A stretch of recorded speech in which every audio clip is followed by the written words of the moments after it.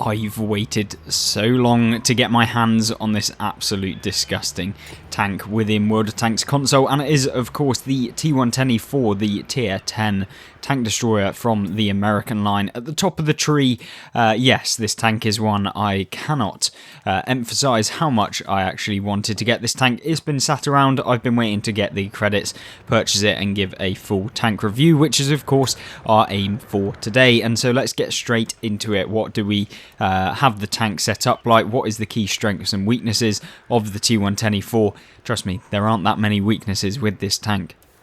So first things first, let's look at the statistics of the vehicle before we get into the equipment and all of the extras that you're going to be wanting to add to the tank. But first things first, what's the key kind of aspects of the tank that you'll notice? Well, the aim time isn't particularly the best, the accuracy is fairly okay, and you'll notice that the top speed forward is... it's not particularly the fastest tank destroyer that you're ever going to see, and so yeah, it's kind of got a heavy kind of speed, and the comparisons between lots of heavies will be made within this video because I think that that's the most comparable this tank is probably compared to a lot of the tank destroyers. They're not really on the same kind of level. Now the key things about this tank are of course the 850 alpha damage that you can slap people with, and trust me, this tank will slap people that you're coming up against. And 850, especially if you load the HE, can go up to 1100, which you can high roll by 25%. So effectively you could potentially deal 1400 damage with this tank, or just under even, maybe 1350 with this tank, which is actually really good, especially if you do occasionally have a couple of HE rounds loaded in your tank. Now I'm not saying that you should be firing HE in this thing at all at the majority of things that you're going to be facing, but it is an alternative. And leading into that, I guess the key thing that you could potentially take on the tank is advanced reload, where you can swap between the ammunition types. Probably not as effective as something like the FV4005, the alternative tier 10 tank destroyer from the British line this is. Yeah, definitely an alternative that you could use as opposed to the equipment setup that we've got here, where we've gone with advanced optics, advanced loader and improved ventilation, basically to give it a more all-round feel. The tank is not specifically bad in any singular area, and so if you can just boost up all areas, then you're going to be able to have really good games, and hopefully the live gameplay in a little bit will be able to showcase just how good this tank can be when you get it in the right kind of position and in the right hands. So obviously the advanced optics are going to boost up that vision range, which you can see here, 476. That's with the commander, with some of the boosts as well, which you can see on screen. If you want to take a kind of snapshot of that just to see what perks I've actually used, then you can do. You can pause it, but we're not going to go through them all in depth. We've got plenty of crew skill guides that we go into detail on what kind of crew skills that you're going to be wanting. One thing I did want to note though on the T110E4 is taking track mechanic. The American tracks, as with all of them, are absolutely massive, and so yeah, you get basically detracked a lot in the E4, and if you don't carry or don't use track mechanic, then you're definitely going to be wanting to put that on the T110E4, which is something I've always managed to do on any of the American tanks basically, because yeah, not having track mechanics when you get tracked all of the time is very painful. Obviously, advanced reload, just a boost to your DPM, something you'll want in every single situation, pretty much every tank, unless it is just that bad of a DPM that you could just make the tank better in a lot more scenarios. But the T110E4, get that reload down as much as possible so that you don't have such a long reload, and then you can dish out that 850 more consistently and faster. And of course, the improved ventilation just improves various aspects of the tank, which is always really good. Obviously, consumables, enhanced repair kit, this is just my standard setup. We don't really ever vary between any of the tanks, and then of course enhanced rations, one of the most beneficial to go in any singular tank, going to boost up a lot of the statistics of the vehicle.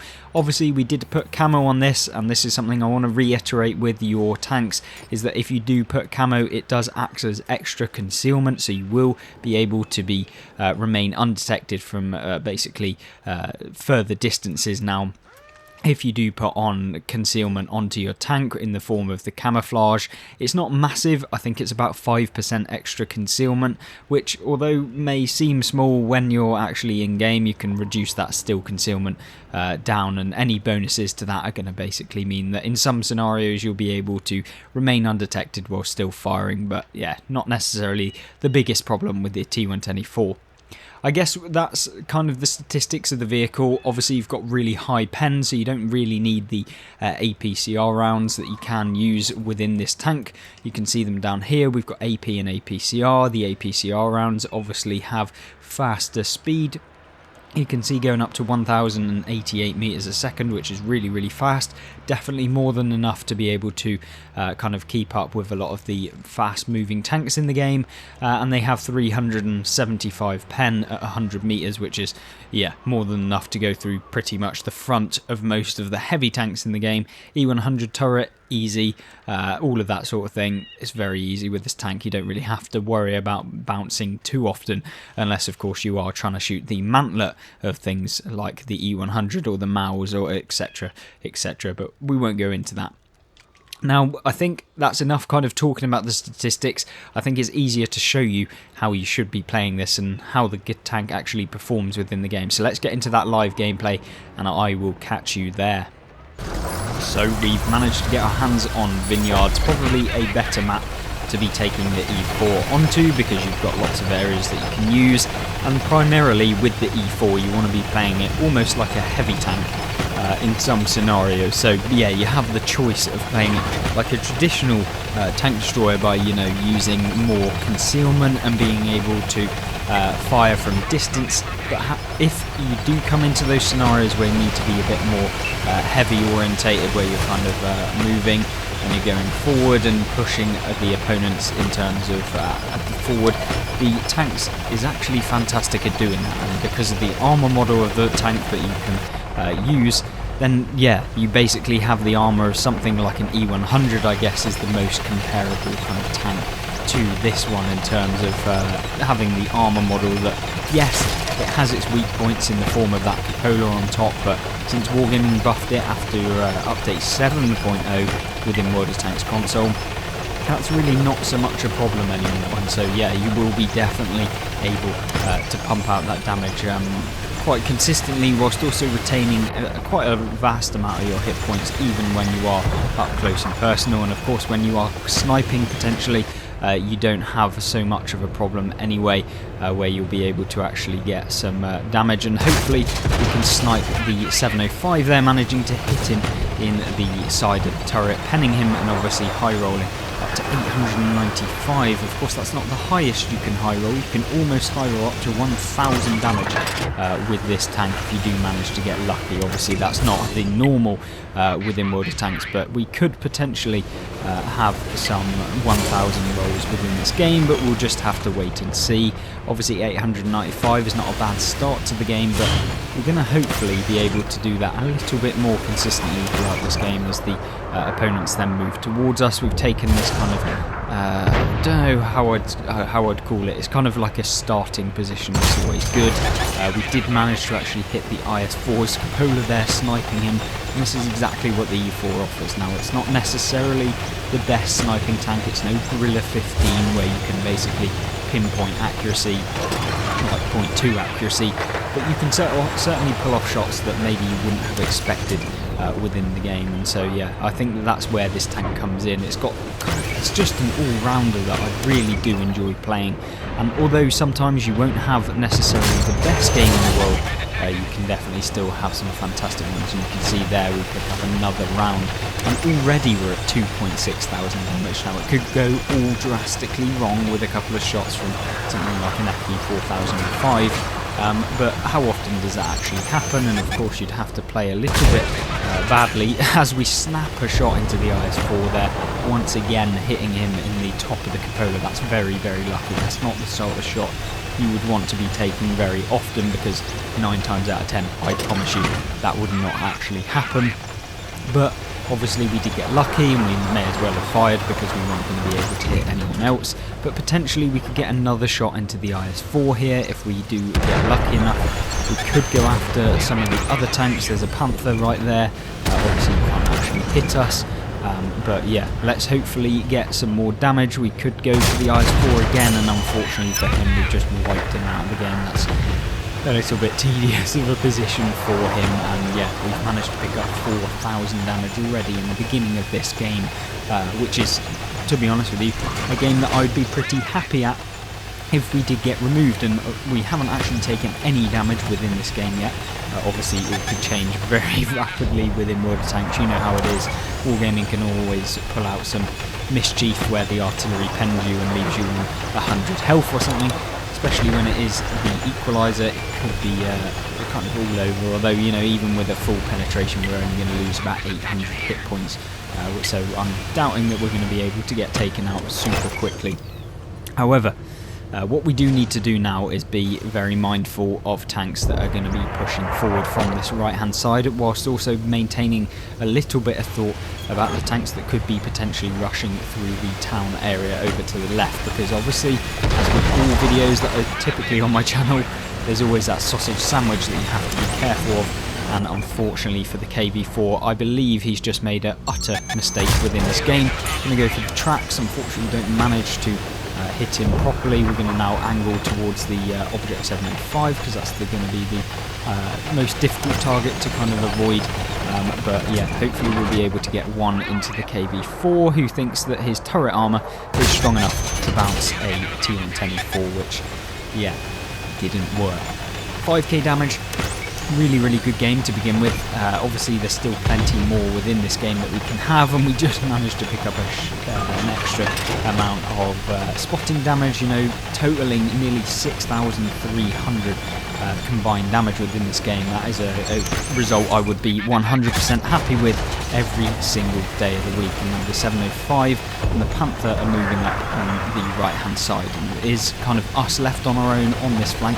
That's not really a problem because we can basically remove the hit points of the remaining tanks fairly quickly, and with the CS now thinking he's funny coming over, hopefully we can get a little bit of protection from the artillery pieces within the game. But we do now need to make sure that we are trying to get rid of these tanks that are left alive. Unfortunately not able to hit the 705 there, but what we will do is, of course, be a little bit sensible. We'll basically move now, turning both the tracks and the turret at the same time, and when we put a round into the CS, we're now going to turn because the 705 is going to be moving, and yes, saved by a couple of our teammates over there.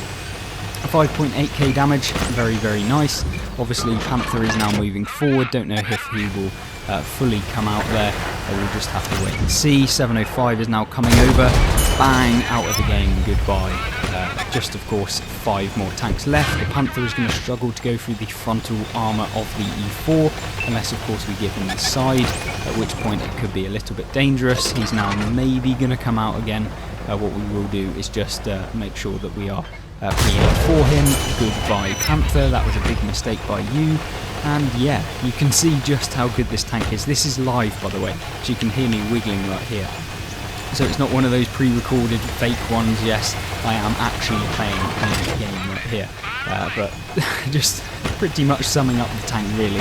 It's not been particularly a struggle within this game, and we've picked up nearly 10,000 combined damage, well, 9,000 roughly. But with another shot into the enemies, we could potentially make it here 1,000.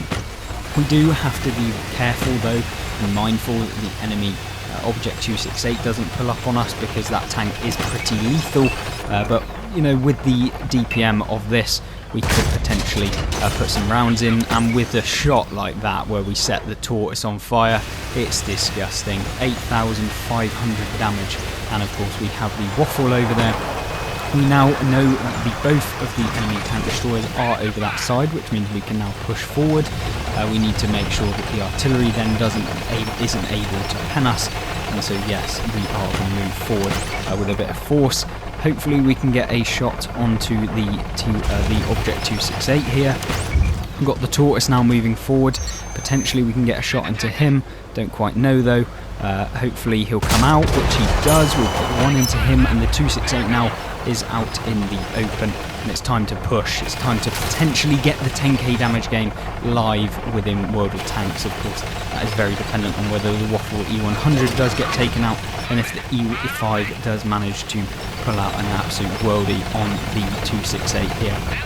We do need to be prepared. He is obviously taking one shot from the Waffle, and it looks like he's messed it up. And the 268 is gone, and our hopes of getting 10,000 damage live within World of Tanks is gone straight out the window. But we could potentially get an extra bit of damage here on the equaliser, and we do manage to pick out the final bit of damage within this game. This has been a ridiculous game of World of Tanks, really, and we've not had to be doing that much, but we pulled out a ridiculous result, really. Obviously, that is going to be a victory.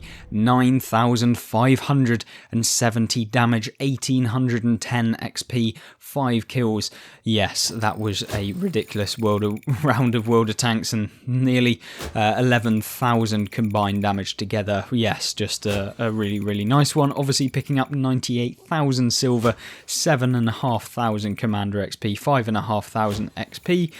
Medals, of course, Mastery Badge. I am not surprised at all by that, given the fact that we got 11k combined, and yeah, coming top of the team once again, not that surprised, even though the Waffle on our team managed to pick up 7,400 damage.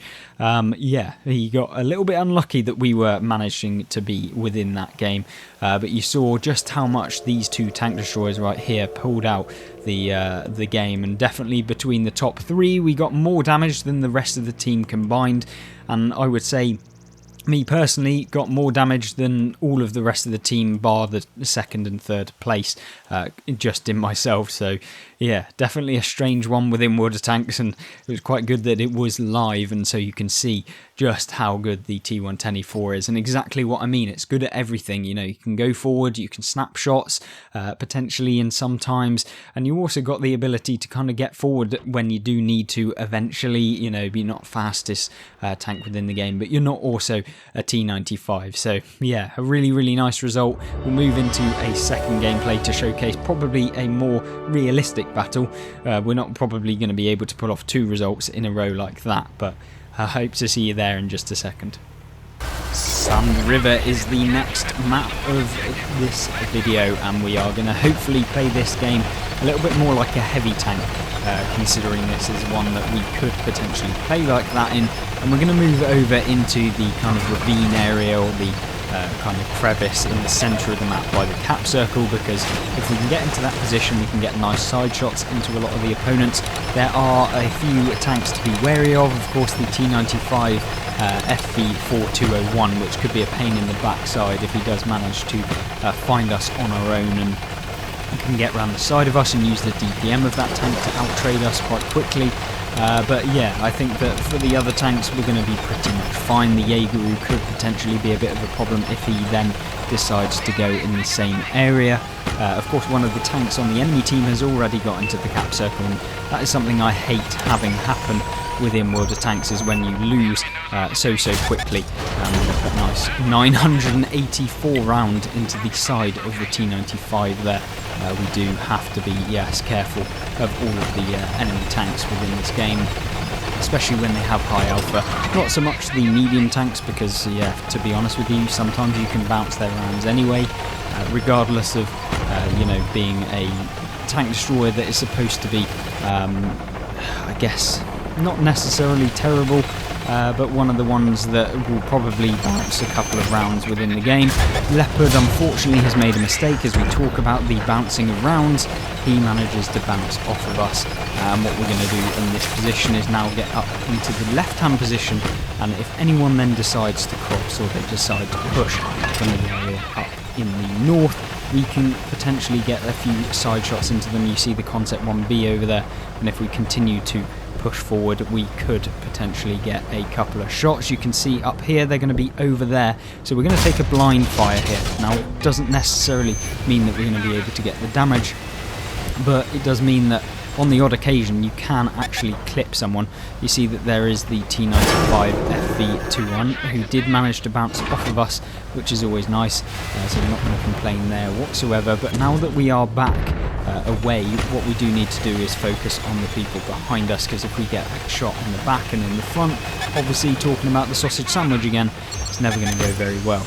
Now unfortunately for us, we are maybe going to be able to take a hit from the M48, but what we will do is just pre-aim now for him to be able to kind of come over. He may do so, we may not, we'll just have to wait and see. You see his kind of machine gun there, cresting the ridgeline, nothing really too special. You see the 7 just got tracked from someone in their spawn, so there's obviously someone over there. It is indeed the Kranvang, who we have to be careful of. But more importantly, we do need to get rid of this M48 pattern, because if he continues to be in that position up there, it could be a real problem for us, because he can shoot us in the front and the side if he does manage to move up. We do have the M60, who's probably going to get taken out in just a second by the pattern there. And what we will do is try and get a shot onto the Kranvang as he's moving forward, because if we can do that, it's going to save us a little bit of hassle later on as the Kranvang then moves, and he's going to probably crest up there, which we do manage to get a shot into him, and he may try to snap one into us. We need to now move back down, because the M48 is going to be cresting that ridge line, trying to get a shot onto us. That we do have to be a little bit careful about. Now granted that the M48 is over there, we're going to now push over up into this position. We're pretty safe, considering all of the other tanks seem to be locked down in the other area of the map, which is always good.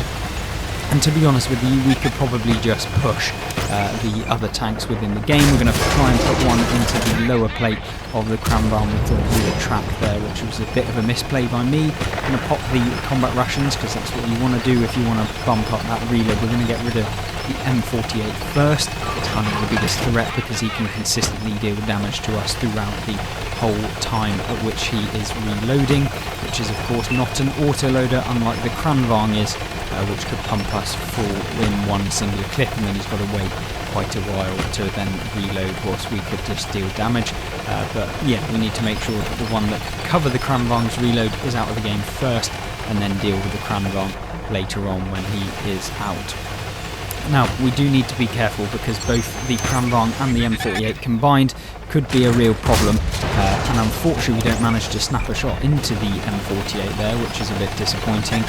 But what we will do is now pull back down the ridgeline, such that we can then avoid taking the Kranvang's hits. What we will then do, now that we're reloaded, is move back up the ridgeline, such that we can then snap a shot into the M48, which we do manage to do. 860 damage. He is now on an entire one shot, and I expect what the Kranvang is now trying to sneakily do is come around from behind, moving around that ridge line, and then potentially surprising us in the back. So what we're going to now do, turn around, use the mobility 35 kilometers an hour, get into a position where we could potentially be hold down, or at least somewhat hold down, and then get rid of the Kranvang when he then tries to crest the ridge potentially on this side, because he still thinks we're most likely going to be over in the other position. We do, however, want to make sure that we're getting the damage and no one else, because if we can do that, then that's going to mean that we're going to get some more damage. We're going to now stay in this hold down position against the Kranvang. He's going to struggle to go through the front of us, which is always likely. We've also got the M48 there. The Kranvang's fired 2, which means potentially he has a maximum of 2 rounds that he can hit us with. Getting a little bit of spotting damage there on the M48, and now it's time to just go all in against the Kranvang. And if we load premium, we could probably go through the turret of that tank, just because we have such high penetration on our premium rounds. But it doesn't matter when we've got the side of the turret, which we will manage to slap around straight into, and he's of course just waiting on this IS-7 to come round. We're going to go for the ram, which we should be able to do if the IS-7 doesn't get there first, but what we will try and do is get the final map down, but he does get there before us. And although not being such a great game as the previous one, it did showcase the tank, and even in these sort of games you can still rack up that damage so easily, coming not even in the top 3 of this game, of course those being the tier 8s that did manage to come top. And the STB, we did pull out 4,400 damage, pretty consistent earner. 36,000 earn, 2,000 commander XP, and 1,500 vehicle XP. Yeah, not a bad round, but certainly not on the same level as that previous one. Hopefully it did showcase how strong the T110E4 is within World of Tanks console. If you like this video, of course, liking it, the video will actually help out the channel massively. And of course, if you aren't already subscribed and you like watching some of these videos, if you checked out a few more, alternatively, just go and have a look at a few more. And if you like those, subscribe. If not, no worries. And I hope that you'll join me back in a video somewhat soon. Other than that, I hope you have a fantastic rest of your day. Don't forget to check out some of these videos on screen right now. And I hope that you'll join me in one of those. Goodbye.